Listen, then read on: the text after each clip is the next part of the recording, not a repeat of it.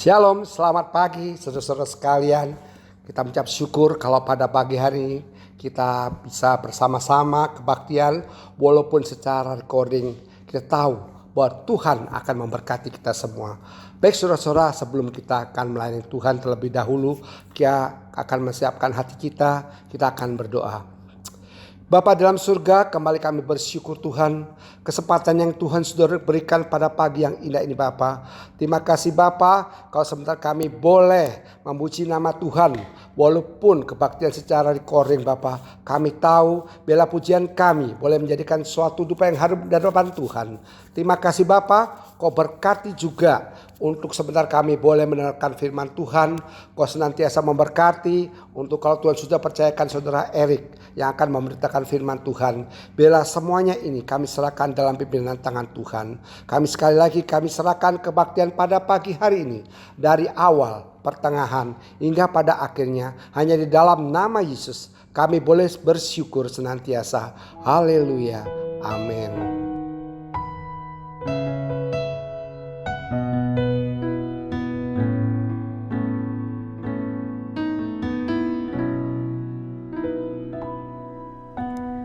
Tuhan, ku mau menyenangkan-Mu. Tuhan, bentuklah hati ini jadi bejana untuk hormat-Mu, cemerlang bagai emas murni. Tuhan, ku serahkan hatiku. Amin. Semua ku berikan padamu. Kuduskan hingga tulus selalu, agar aku menyenangkan-Mu,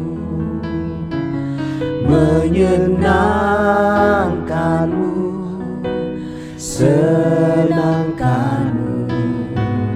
Hanya itu kerinduanku, menyenangkan-Mu, senangkan hati-Mu. Hanya itu kerinduanku.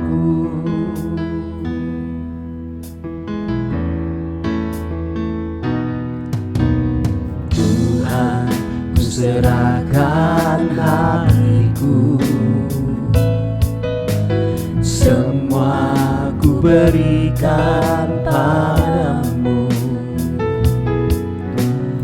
Kuduskan hingga tulus selalu, agar aku menyenangkan-Mu,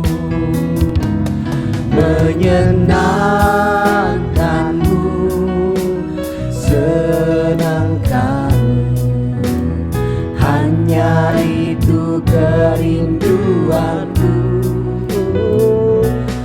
menyenangkan-Mu, senangkan hati-Mu.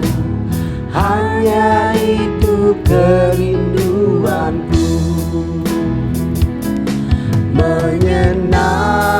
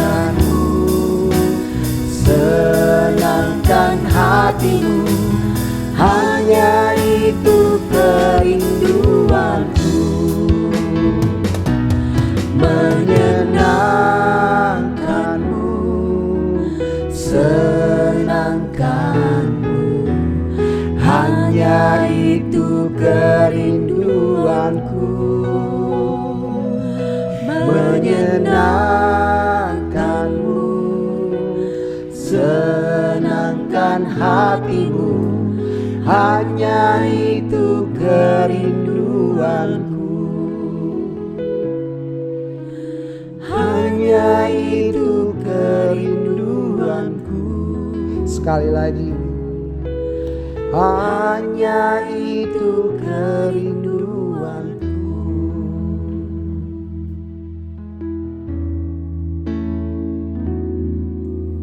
Oke, shalom Bapak Ibu teman-teman semuanya.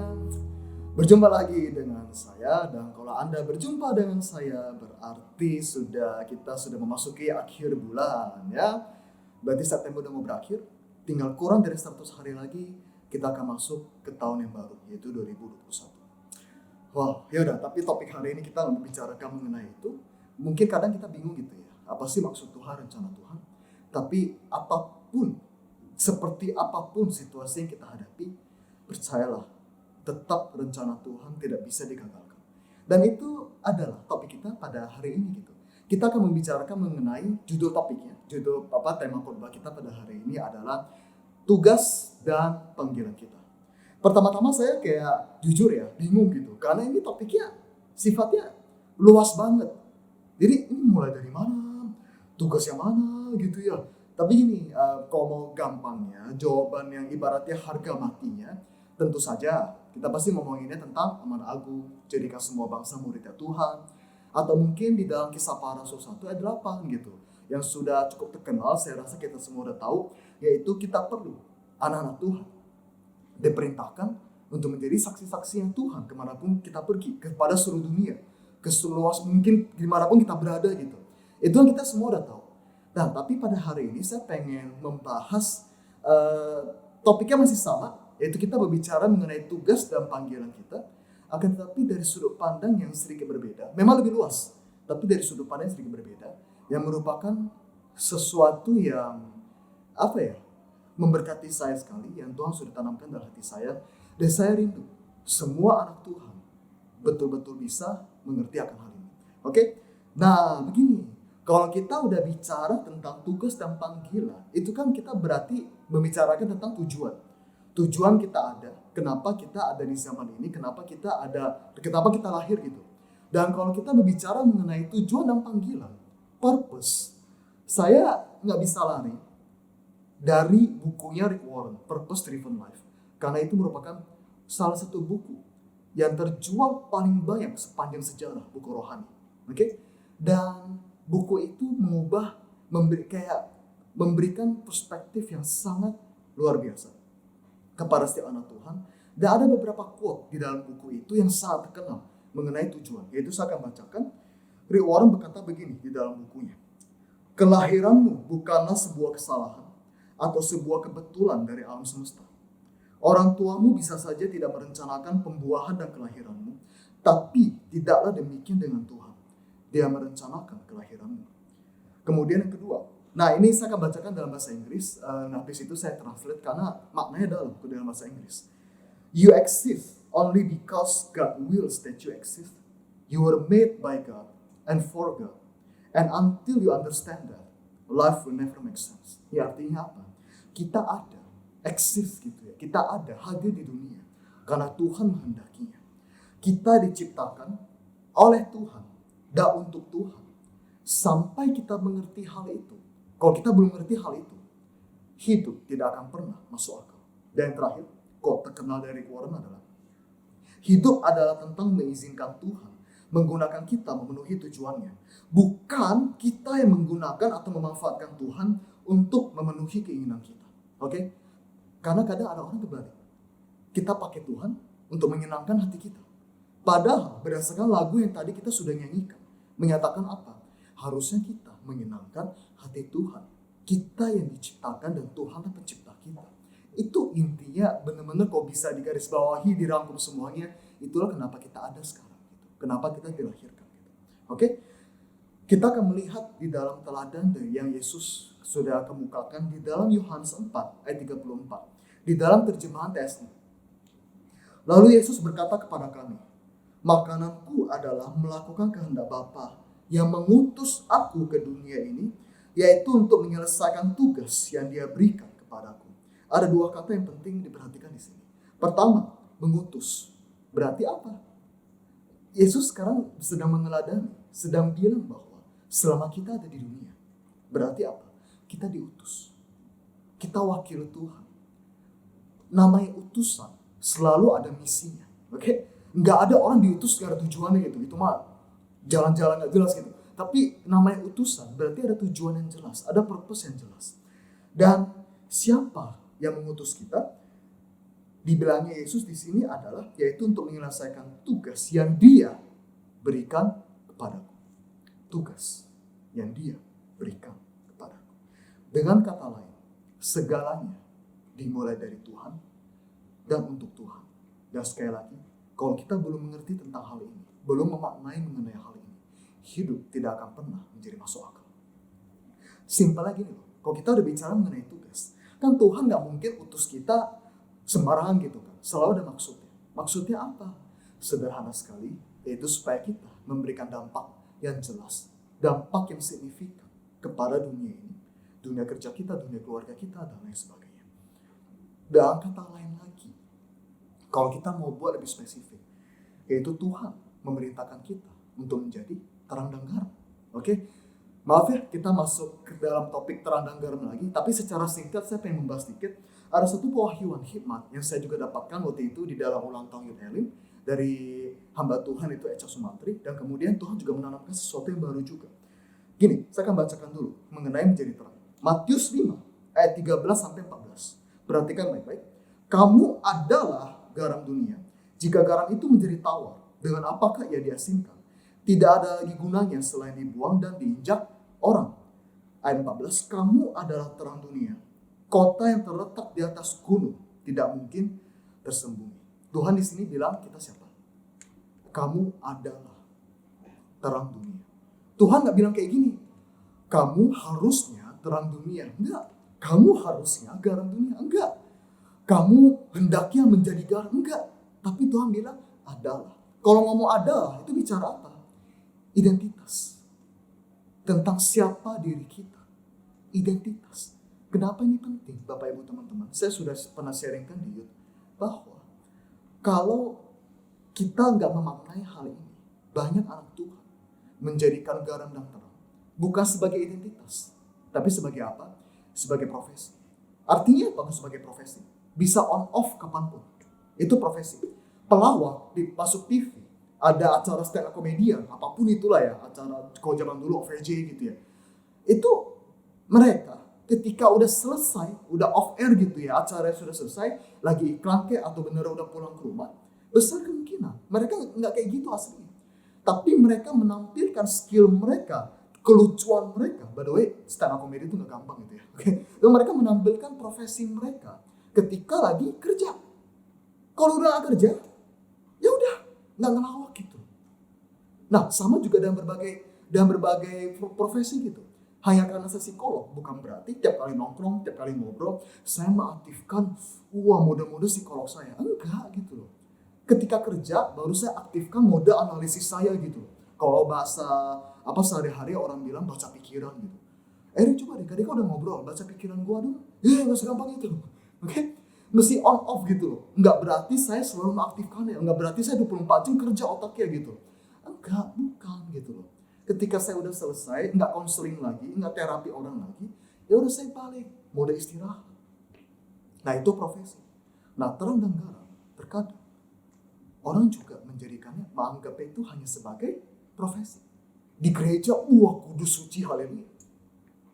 Ketika pulang, tutur kata, perilakunya nggak baik lagi, nggak mencerminkan Tuhan lagi, kurang ajar lagi, nggak sopan lagi, ngegosip lagi, bahkan gosip keluar ke gereja deh. Kadang orang bisa pelayanan di sini, gitu ya. Termasuk saya sendiri. Mau dimanapun kayak di atas mimbar, turun mimbar, udah bisa hilang lagi terang dan garamnya. Langsung apa? Ngegosip, ngobrol yang jahat, ini itu, menghakimi, menilai yang negatif dan lain sebagainya. Coba kita cek hati kita. Apa kita melihat terang dan garam sebagai profesi? Keluar gereja, pasti kampus beda banget sama di gereja. Pasti tempat kerja beda banget sama di gereja. Pas di rumah ketemu keluarga, beda banget sama di gereja. Kalau itu terjadi, berarti kita masih memandang perintah Tuhan, yaitu terang dan garam, supaya kita menjadi terang dan garam. Bukan sebagai identitas, tapi sebagai profesi. Dan itu salah besar. Kalau kita adalah terang dan garam, kemanapun kita pergi, dalam kondisi apapun, ya kita terang dan garam. Konsisten gitu. Garam ditaruh di rumah saya, ditaruh di gereja, tengah jalan, dia tetap garam. Nggak berubah jadi tiba-tiba merica gitu. Enggak. Karena apa? Identitasnya adalah garam. Semoga sampai di sini bisa memahami ya Bapak Ibu ya. Nah gini, untuk menggambarkan hal ini gitu ya, untuk menggambarkan hal ini kita akan belajar dari seseorang. Kisah nyata yang ada di Alkitab, salah satu orang yang akhir-akhir ini saya lagi benar-benar kagumi. Karena ketika dipelajari kehidupannya, itu wow, hebat banget nih orang gitu loh. Dan itu seseorang itu namanya adalah Daniel. Kita belajar dari kehidupan Daniel pada kali ini. Nah, begini. Tapi sebelum kita masuk Daniel, saya akan membacakan dalam Matius 7:17. Demikianlah setiap pohon yang baik menghasilkan buah yang baik, sedang pohon yang tidak baik menghasilkan buah yang tidak baik. Tuhan ini ngomong apa? Pohon kalau udah oke, buahnya oke, pasti. Nggak tiba-tiba pohon buahnya pohon yang nggak baik munculin buahnya baik. Demikian sebaliknya, nggak gitu. Kalau memang dari dalamnya sudah menjadi karang dan terang, sudah pulih, sudah oke gitu, sudah setia sama Tuhan, kemanapun kita pergi, buahnya akan baik. Termasuk Daniel. Saya mungkin gak bakalan ceritain soal Daniel panjang lebar karena waktu juga saya akan efektif. Kalau secara ringkasnya kayak gini. Intinya bangsa Israel waktu itu sedang dijajah, bahkan udah dikalahkan gitu ya oleh bangsa Babel. Nah, ketika udah hancur porak-poranda dan lain sebagainya itu, negeri Babel. Itu mereka pilih nih di antara semua tawanan orang Israel, pilih yang pintar-pintar, pilih yang cakap dalam pekerjaannya, yang kompeten gitu. Kemudian bikin mereka kerja sama kita di jajaran pemerintahan mereka supaya kontribusi gitu loh. Jadi sia-siain bibit yang bagus gitu. Nah, ada satu hal menarik. Oke, ini Daniel sama 3 temannya. By the way, kalau yang kita tahu kan namanya kan Sadrak Mesak Abednego. Padahal itu bukan nama asli mereka. Nama asli mereka adalah Hananya, Misal, dan Azaria. Oke, 4 sekawan ini termasuk yang dipilih. Oke, untuk masuk dalam program, masuk jadi petinggi pemerintahan mereka Babel gitu. Nah, untuk prosesnya itu mereka harus dididik 3 tahun. Dididik 3 tahun. Oke? Ngapain aja? Belajar bahasa Kasdim, penulisan huruf-hurufnya gitu. Intinya kayak kuliah ulang. Tujuannya apa? Supaya mereka makin tahu negeri Babel kayak apa, supaya kerjanya nanti benar. Tapi ada satu alasan lain yang Daniel dan teman-temannya menyadari juga. Tujuan utama dari 3 tahun pendidikan itu adalah supaya mereka dicuci otaknya, melupakan kampung halaman mereka yaitu Israel. Supaya mereka melupakan value-value, nilai-nilai kebenaran sebelumnya dan mengadopsi kebenaran yang baru, nilai-nilai yang baru yaitu berhala. Daniel sama teman-temannya tahu. Sehingga akhirnya apa? Salah satu yang kelihatan saking mau brainwash-nya atau mau cuci otaknya Daniel dan teman-temannya ini, sampai pola makan pun diatur. Kan kadang kita bingung ya, kok Daniel gak terima aja sih makanan dari Babel gitu ya. Kenapa mintanya sayur sama air gitu.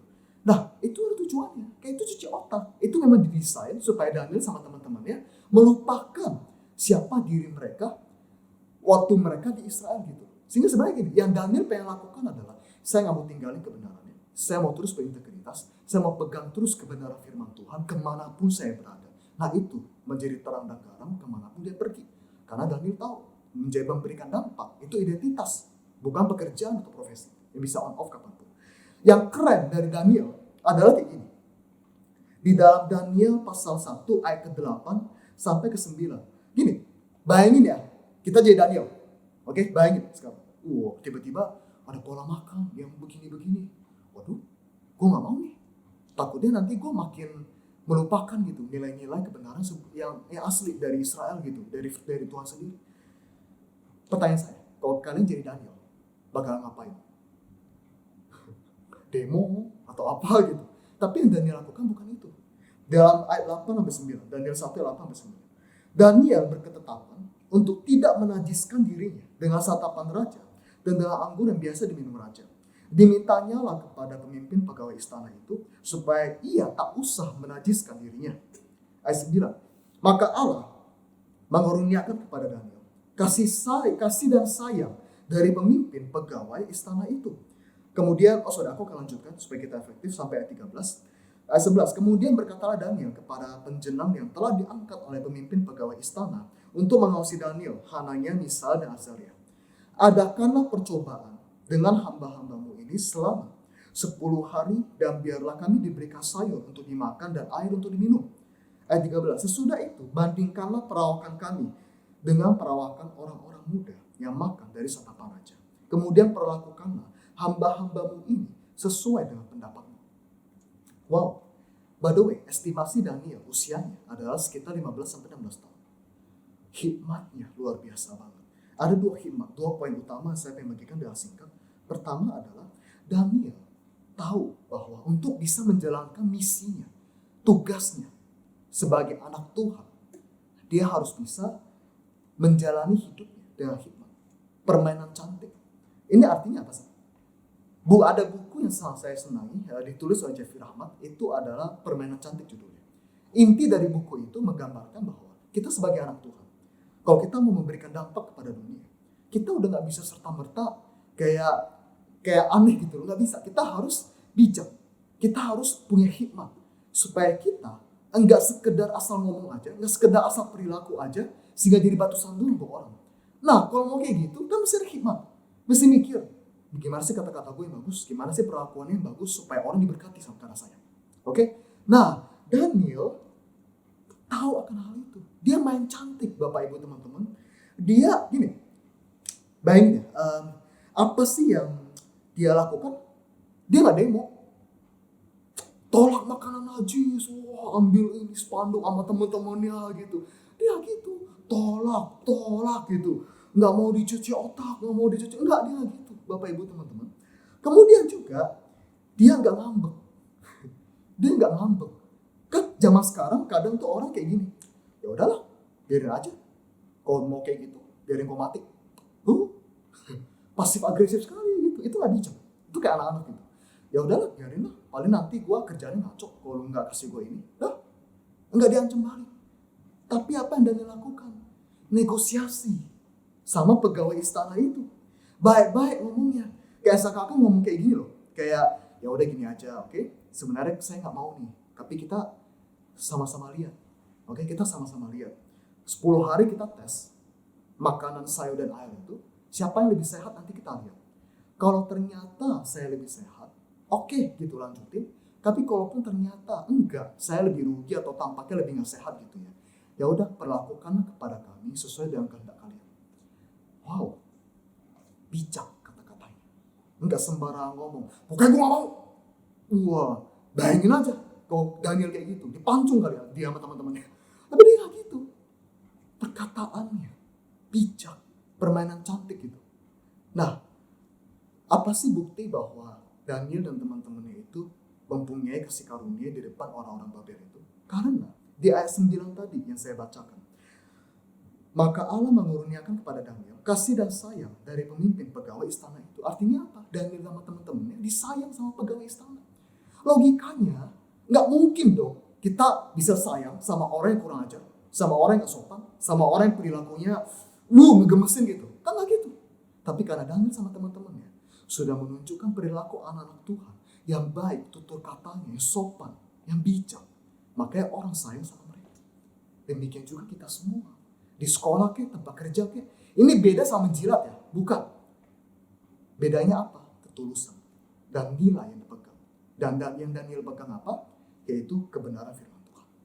Oke, dan kebenaran firman Tuhan bilang ke kita supaya apa? Menjadi terang dan terang. Dan hikmat kedua yang saya dapatkan, yang akan menjadi poin terakhir juga adalah di dalam situasi yang tampaknya sangat buruk sekalipun, Tuhan tetap memiliki tujuan, panggilan, dan tugas bagi anak-anaknya. Bapak Ibu bayangin deh, jadi Daniel, bangsanya sendiri hancur depan mata dia, hancur.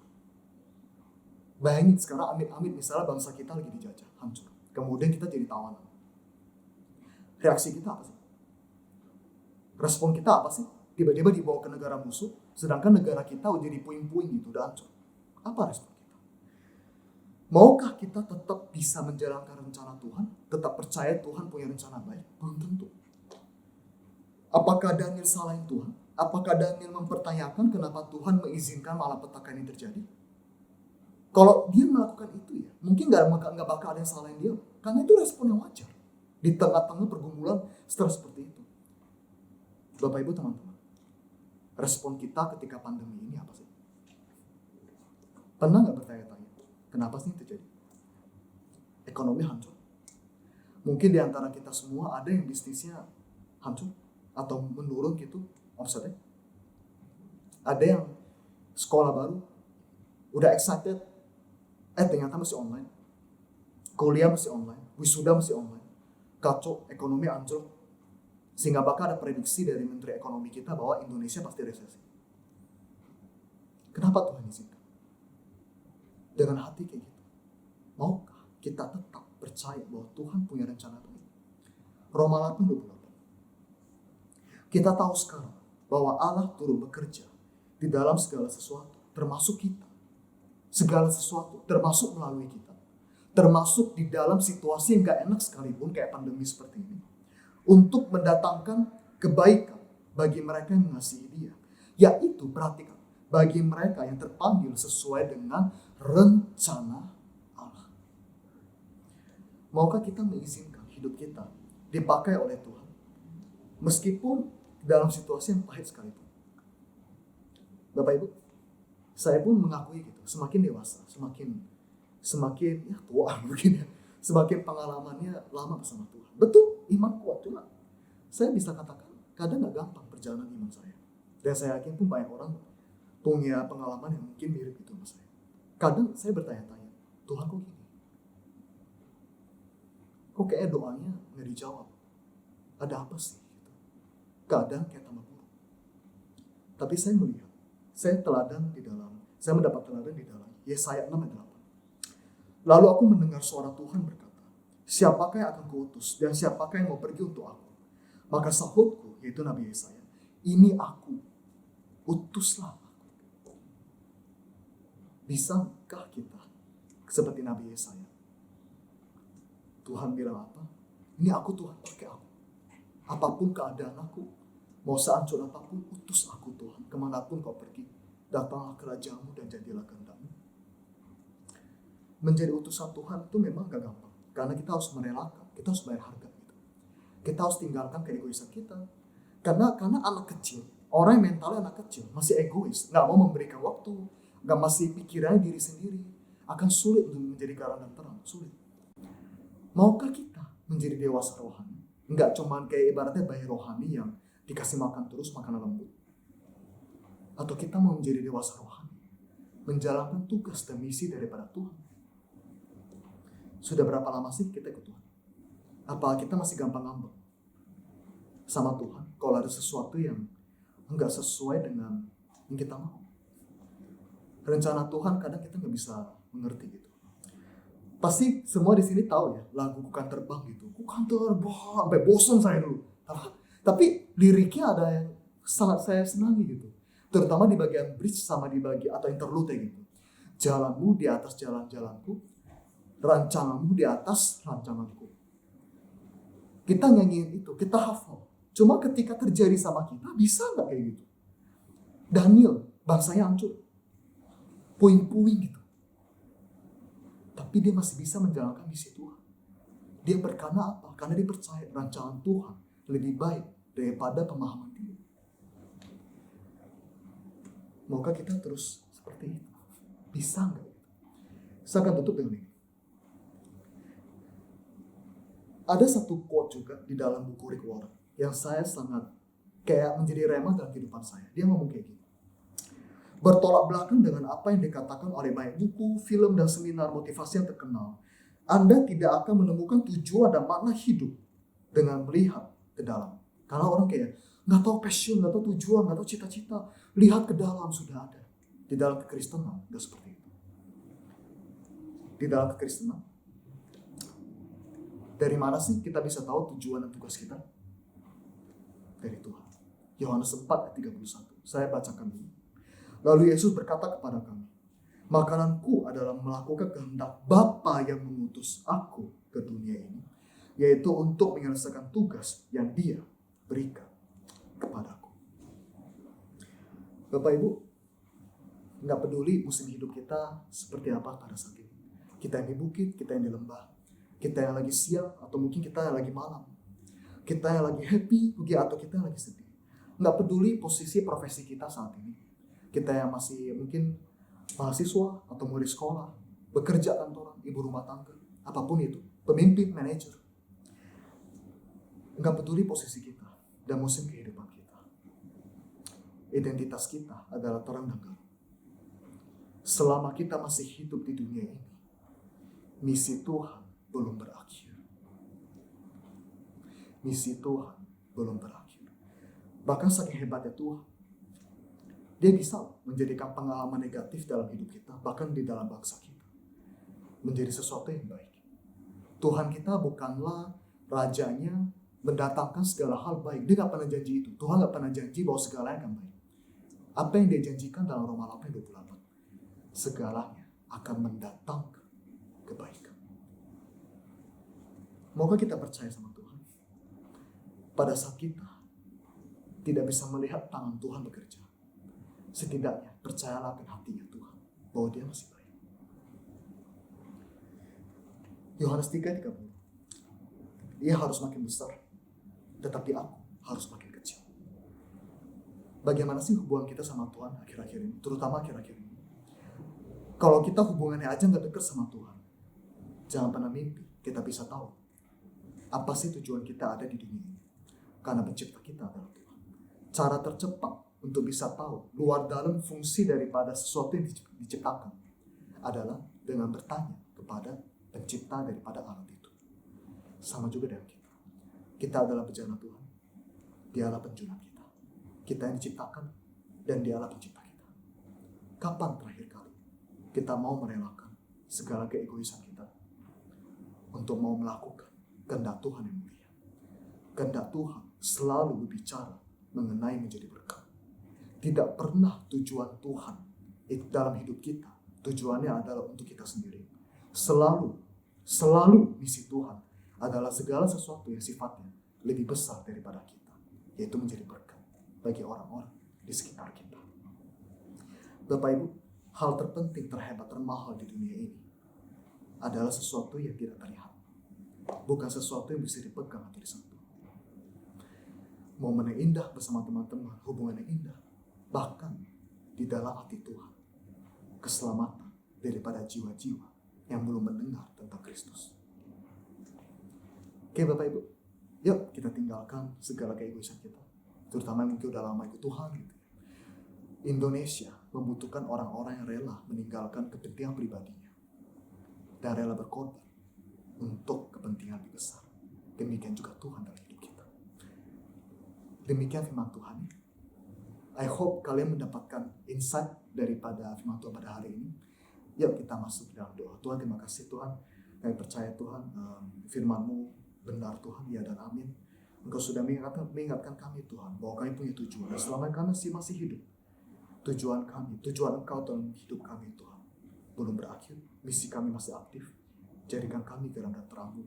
Sebagaimana Daniel yang ketika ia Tuhan memegang firman Tuhan dengan teguh, kemanapun dia pergi, bahkan dalam keadaan yang paling gelap sekalipun Tuhan, yaitu di negara musuh sekalipun, dia tetap bisa menjadi garam dan terang Tuhan.